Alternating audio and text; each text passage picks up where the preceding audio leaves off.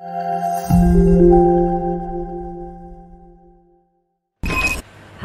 assalamualaikum warahmatullahi wabarakatuh. Hai adik-adik, bertemu dengan saya.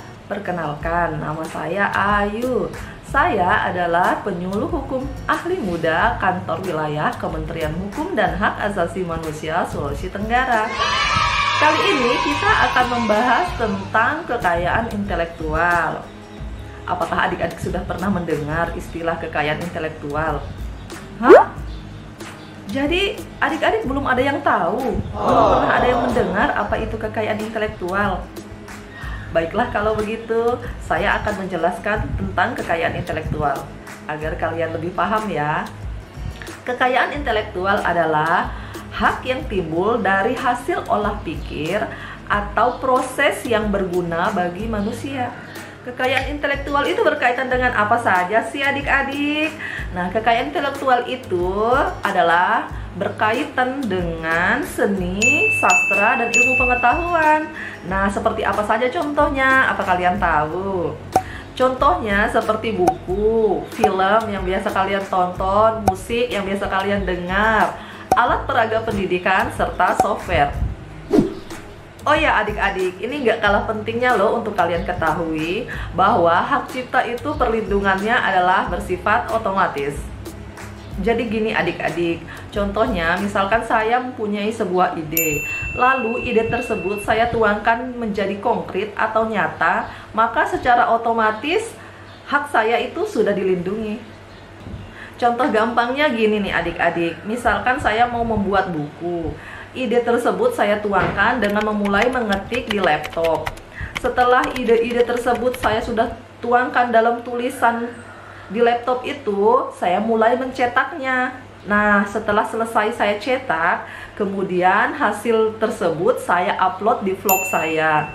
Nah, setelah selesai mengupload, otomatis hak saya sudah dilindungi. Dan dari sana sudah diketahui telah lahir ciptaan saya. Jadi, tanpa mensyaratkan pendaftaran pun, hak cipta sudah dilindungi. Nah, selanjutnya saya akan membahas tentang keuntungan nih. Kalian suka kan kalau sudah membahas keuntungan-keuntungan?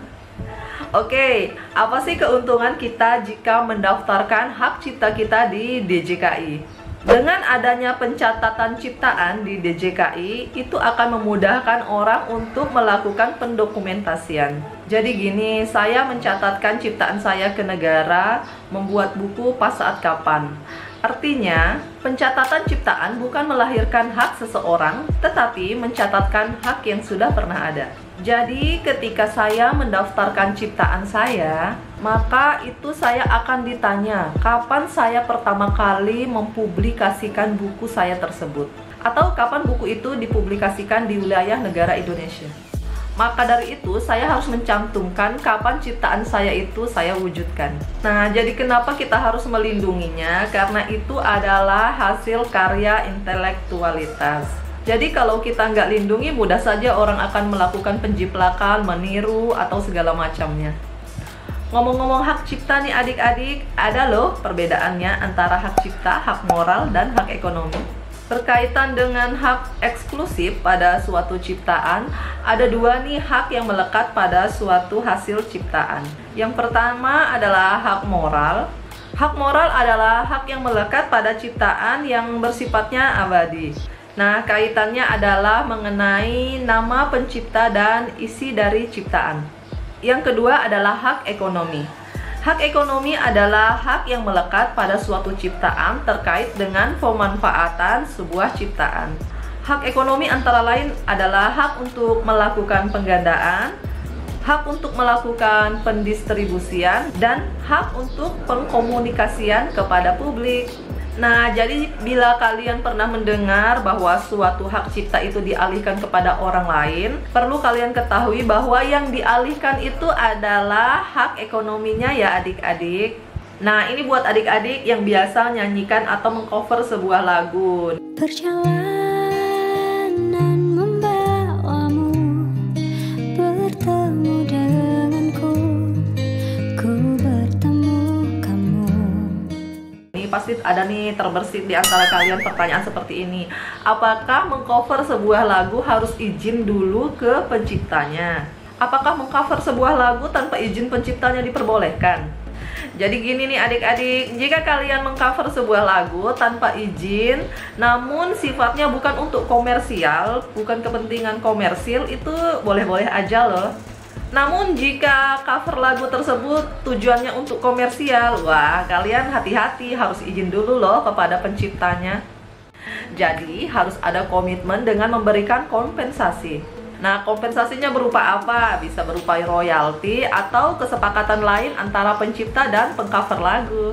Nah, kesadaran tentang perlindungan kekayaan intelektual masih lemah ya. Contohnya bisa kita lihat di tengah-tengah kehidupan kita.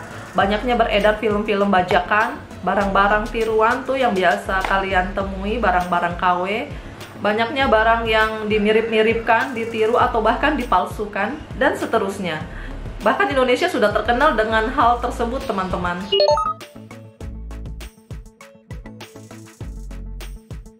Semua yang telah saya sebutkan tadi adalah bentuk-bentuk pelanggaran kekayaan intelektual. Berikut adalah beberapa undang-undang yang mengatur tentang kekayaan intelektual di Indonesia. Yang pertama adalah Undang-Undang Nomor 30 Tahun 2000 tentang Rahasia Dagang. Selanjutnya Undang-Undang Nomor 31 Tahun 2000 tentang Desain Industri. Undang-Undang Nomor 32 Tahun 2000 tentang Desain Tata Letak Sirkuit Terpadu.